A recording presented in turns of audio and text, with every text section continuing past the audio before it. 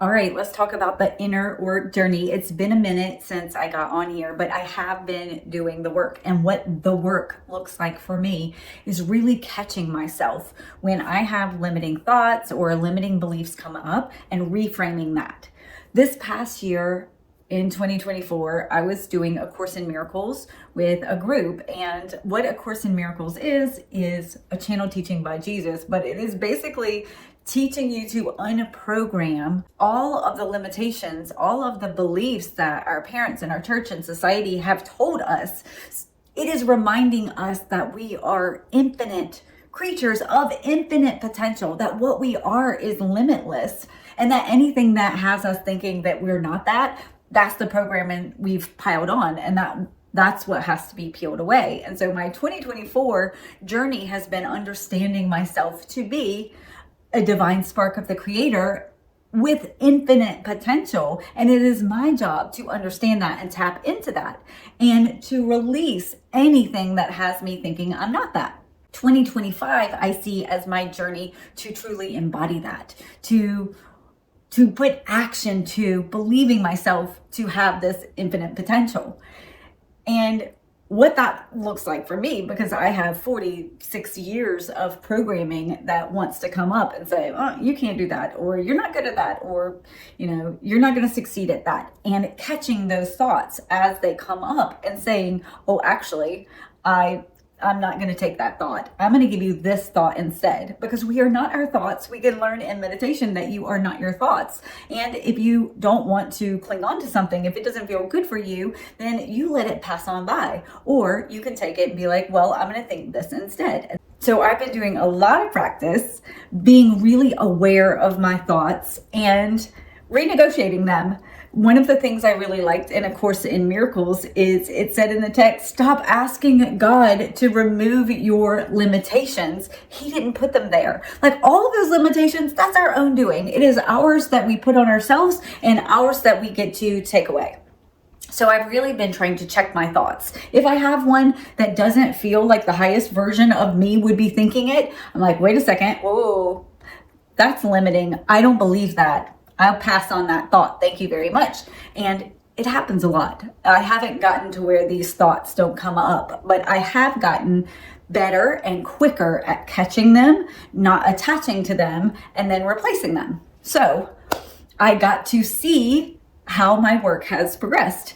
On, I think it was December 30th, we sat down to dinner, and the following day, my husband was going to go move some furniture, move some things out of a storage shed for his company, and he needed my older two kids to help. So they were negotiating their pay rate, and let me tell you, they don't have the same limiting beliefs in setting their pay rate that I do, but they were negotiating their pay rates to go help him, and they asked, Mom, what would you work for? And I was sitting there thinking about it, and they kept pursuing it. Like, what is your hourly rate?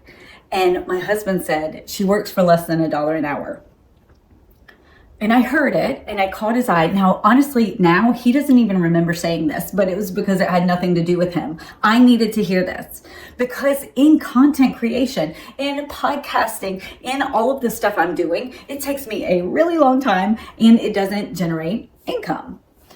And that is something that I would say 6 months ago would have floored me. It would have hurt my heart that he didn't see my value. It would hurt my heart that everything needs to, generate money or monetize it. But it was because of my own limitations, my own lack of self-worth in what I'm doing or my ability to monetize it. And I would have been totally butthurt sitting at the table going like, oh my God, he doesn't think I'm great. And he runs a successful business, a really successful business. And so I think I also have an inferiority thing that I'm working through with that as well, that he's really good at this and I'm not.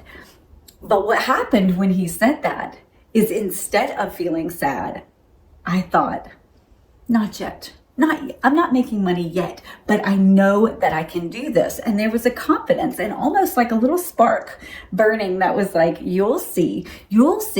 And I know that was because I have been changing my thoughts. I've been reframing my thoughts as I have these limiting beliefs. I've been switching the tone, and I was given the opportunity to see how that work was paying off. And so he said that, and it made me feel like, oh yeah, I'm going to do this. I am going to do this. And it was really perfectly timed because I got to see that going into the new year, I get to take a new version of myself, the one that checks those limiting beliefs and decides that that's not who I'm going to be, that those limitations are not coming into the new year with me. So I found it as a really good progress report for me. Monetization or not, I am so far from that goal right now, but I had that belief in myself. When it was questioned, I didn't cower back and feel small again. It felt like I'm not a starter yet, but I'm practicing the hardest. The coach is recognizing my potential. I'm going to get in the game. You know what I mean? That encouraged outlook as opposed to feeling deflated. So that was really, really important for me. Another thing that has happened recently was after my week 5 monetization analytics post, which I had a really great week that week, and I posted the video, and I mean, immediately, I would say within 2 hours, I had lost 2 subscribers. If you have millions, you wouldn't even know they're gone. But when you have 165, you can see when 2 subscribers are gone. So I did notice that I posted a video about monetizing my channel, which is spiritual and inspirational, and 2 people left. And it crossed my mind, okay, these monetization videos are not in alignment with my audience. And it made me pause. And then I thought, I actually don't want the audience that would not want someone to be abundant, to be successful, to be able to afford the creator tools that allow us to put these videos out there. And so it caught me for a minute because I did think like maybe I shouldn't do these videos about monetization. And then I thought, no. This is exactly why you're doing the videos, is because I have struggled for so long saying I'm okay with monetizing any part of my spiritual work. And I have to. The amount of subscriptions and tools and hosting platforms and all of these kind of things that make it possible to do this efficiently, they cost money. And not only that, I want to live an abundant life. I want to teach you how to live an abundant life. And so me backing away because a couple people are also in that uncomfortable place with spirituality and monetization, it might not be that at all. They may have left because they didn't, their kid was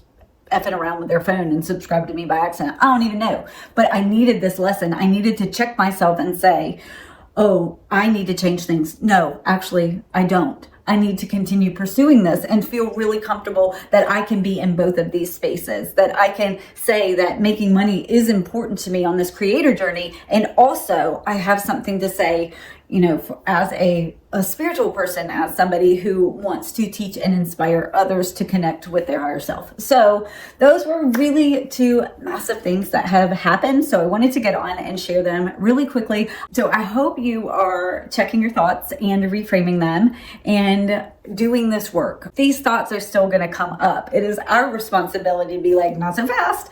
I don't want that. Thank you. So anyway, I wanted to share that. I hope you are doing well on your journey. Whatever your limitations are, I hope you're checking that, because that's not our 2025 selves, is it? We're bigger than that. We're better than that. We are infinite potential. All right. Bye.